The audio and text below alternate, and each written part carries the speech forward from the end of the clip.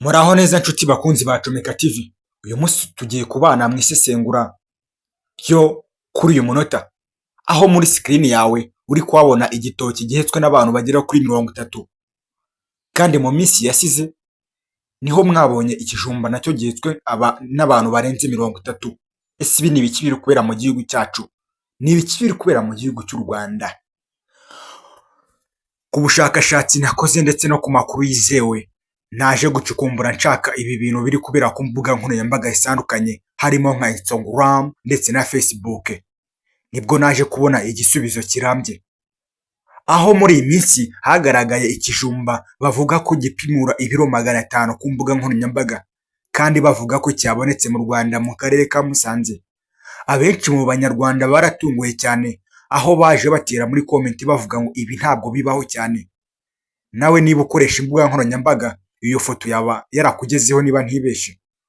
Iyo foto yarakwirakwiye dore ko yageze n'imahanga, igera mu bindi bihugu bitari n'u Rwanda, batangira kwibaza ibintu byatangiye kuba. Abenshi bibaje niba ari realite cyangwa se niba ari ukuri. Abenshi batangira kuvuga ngo ibi ni ibinyoma. Hari abahise bavuga ngo aba banyamakuru bo muri iyi minsi bari kutubeshya, bari kuduha inkuru zitari zo. Ese wowe wahise utekereza iki? Cyangwa se we ukimara kubona iyi foto yatangajwe kuri uyu munsi bavuga ko ari igitoki cyeze mu karere ka Nyagatare, wahise ubyumva gute? Gusa ku bushakashatsi bwakozwe nuko byavumbuye ko aya mafoto ari gutangazwa muri iyi minsi mu Rwanda ataba ari ukuri, cyangwa se ku rundi ruhande akaba ari ukuri. Gusa ngo icyo ukwiye kumanza wakora wowe ubonye iyi foto nk'umuturage, ukwiye kumanza wibaza koko niba ibyo bintu bibaho. Uti se nashingiraho impita nibaza niba byabaye ukuri. Twagerageje kuganira n'abantu baravuga bati ahubwo mu gihe hagaragaye ifoto nk'iyi bavuga ko heze nk'igitoki mu karere ka Nyagatare, ukwiye guhita wibaza ngo nta bantu uzi mu karere ka Nyagatare kugira ngo ubabaze, cyangwa se byaba byiza wigereye kuri teri kugira ngo ushire amatsiko aho guhita wemera ko ari byo. Abenshi batangiye kwamagana abantu batangaza aya mafoto bavuga ko ari ikintu cy'ukuri kandi atari ukuri, dore ko hari abagaragaje ko ari ibintu byo kugira ngo bashake amaviyuzi. Ese nawe koko uraho urahamya neza ko iyo ubonye abantu bapostinze aya mafoto ku mbuga nkoranyambaga zabo ari ukugira ngo bashake amaviyuzi? Niba ari ukuri, mu by'ukuri izi mbuga nkoranyambaga zirakora gashya. Izi mbuga nkoranyambaga se zibereho kugira ngo zibeshe abantu? Izi mbuga nkoranyambaga se zibereho kugira ngo bazihindure agatwiko? Icyo nicyo uje gusobanukirwa muri kino kiganiro. Nawe niba ntibeshe umaze iminsi ubona aya mafoto acyaracara, harimo ifoto y'ikijumba giteye ubwoba gitunguranye. Yego hari ikijumba ngo gishobora gukura cyane, kigakura kikarenza urugero, ariko sinzi ngo niba cyageza ku biro 500 nk'amafoto mumaze iminsi mubona akwirakwira.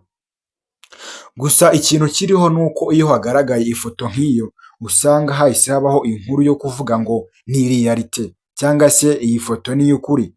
Ugasanga abantu bayikozeho inkuru gutyo kuko biba byagaragaye n'ahantu icyo kijumba cyabonetse cyangwa se ikindi kintu kinini, bagatangaza ko ari ukuri.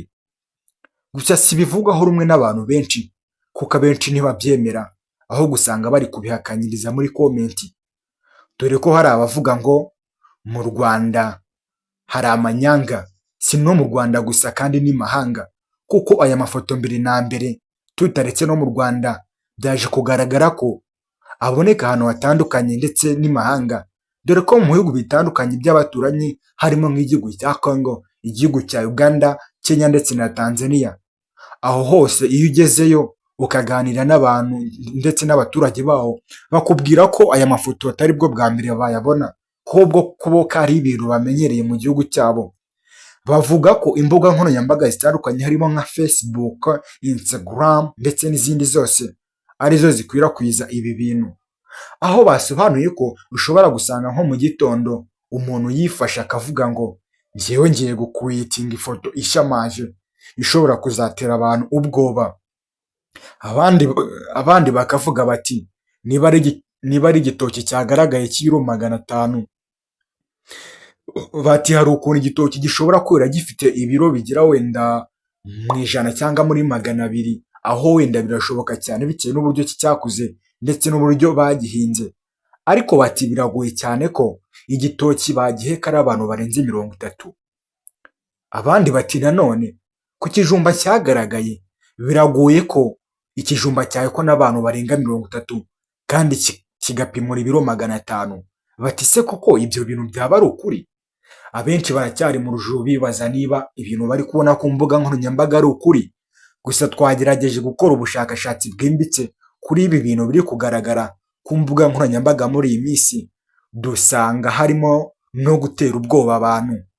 Gusa ntitwirengagije ko byaba n'ukuri, ariko ntabwo ari ukuri kuzuye, kubera ko niba hagaragara ikijumba bavuga ko gipimura ibiro 500 ndetse n'igitoki bavuga ko gihetswe n'abantu barenga 30, ibyo bintu nawe wese ubyumvisha mu mutwe wawe wahita wumva ko atari ukuri kuzuye.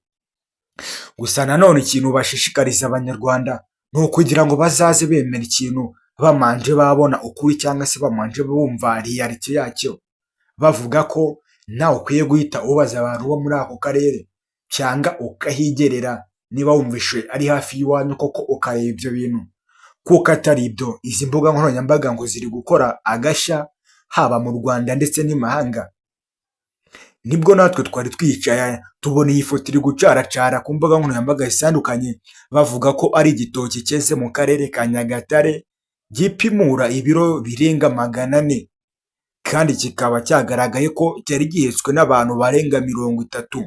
Urabona ko hari abantu bari ku ruhande rwo hino ndetse n'inyuma hari abandi bantu bahari kugira ngo baze bafasha ab'imbere. Natwe nibwo twese dukora ubushakashatsi dusanga ibi bintu bishobora kuba bitari reality cyangwa se bitari ukuri. Reality ni indimi z'abanyamahanga cyangwa se mu rurimi rw'amahanga bivuga ukuri.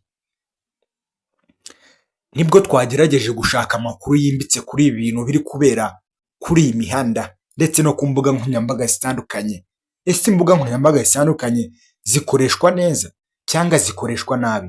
Nawe urasabwa kwandika muri comment bitewe n'uburyo ki uri kubona izi nkuru zitandukanye ziri kukunyuraho mu Rwanda. Niba iyi nkuru wayibonye ivuga ku gitoki cyeze mu karere ka Nyagatare, yego turabizi ko mu karere ka Nyagatare hera ibitoki binini, ariko se ni ukuri ko hakera igitoki cy'ibiro 500? Natwe ibyo niho twabishidikanyijeho, turavuga tuti reka dukore ubucukumbuzi turebe ko ibintu abantu bari gutangaza ngo heza ibitoki by'ibiro 500 mu turere twa Nyagatare, ngo heza ikijumba cy'ibiro 500 mu karere ka Musanze, ibyo twahise tugira gushidikanya kugira ngo tubwire abanyarwanda ukuri bave mu rujijo. Aho hagaragaye ko nyine ukuri ukwiye kumenya kari kumwe, kari ukwigira kuri teri cyangwa se ukabaza amakuru yimbitse mu gihe wabonye ifoto icaracara ikumenyesha ko ariyo mu karere kanyu kandi ukabona ni ibintu bitabaho, nawe ukwiye guhita ushidikanya rwose. Abenshi bagaragaje ko atari n'igitoki gusa, kuko ngo babona andi mafoto akwirakwira atandukanye abageraho abantu babatera ubwoba ngo ni ibintu byagaragaye mu gace kabo, dore ko hari uwagaragaje ngo hari amafoto ngo yamugezeho muri ya minsi ateye ubwoba, kandi asanga bari kuvuga ngo yabonetse muri karitsiye yabo, ahita yibaza ati si ibintu byabereye muri karitsiye ndimo sinabimenya. Nk'ubwo nguwo urumva yahise yibaza ati ibintu ntabwo bishoboka, baba bambeshe. Ahita azenguruka muri karitsiye bavuze iyo foto yagaragayemo, asanga ibintu ntabwo byabaye. Uwo nguwo urumva ko yahise amenya ukuri. Nawe niba ubonye ifoto nk'iyi ku mbuga nkoranyambaga imenyesha ko ari iwanyu cyangwa se imenyesha ko ari ikintu cyagaragaye mu gace k'iwanyu, ukwiye guhita ushidikanya ukavuga ngo reka nshake ukuri. Gahunda rero mu bushakashatsi ni ikintu kimwe nababwira ko haje kugaragara ko imbuga nkoranyambaga zitandukanye zishobora kuba zibesha cyangwa se akaba ari ukuri kutuzuye. Ukuri kutuzuye nshaka kuvuga ni iki? Ni cyagiye ushobora gusanga ikintu cyari kuri 50% bakigize 100%. Niba igitoki ari ik'ibiro 100 ugasanga bese bayiruramo ngo ni ik'ibiro 500, icyo kintu muri kucyumva gute? So nawe ukwiye kugira amakenga rero ubona ibi bintu ku mbuga nkoranyambaga. Gusa imbuga nkoranyambaga zirakora ibintu bitari sawa cyane, kuko ngo bari gutera u Rwanda ndetse n'imahanga gushidikanya kuri ibi bintu. Mwakoze kudukurikira, mwari muri kumwe nanjye BYT wabateguriye ubu bushakashatsi ndetse nkanabubagezaho. You must know that ukwiye gushidikanya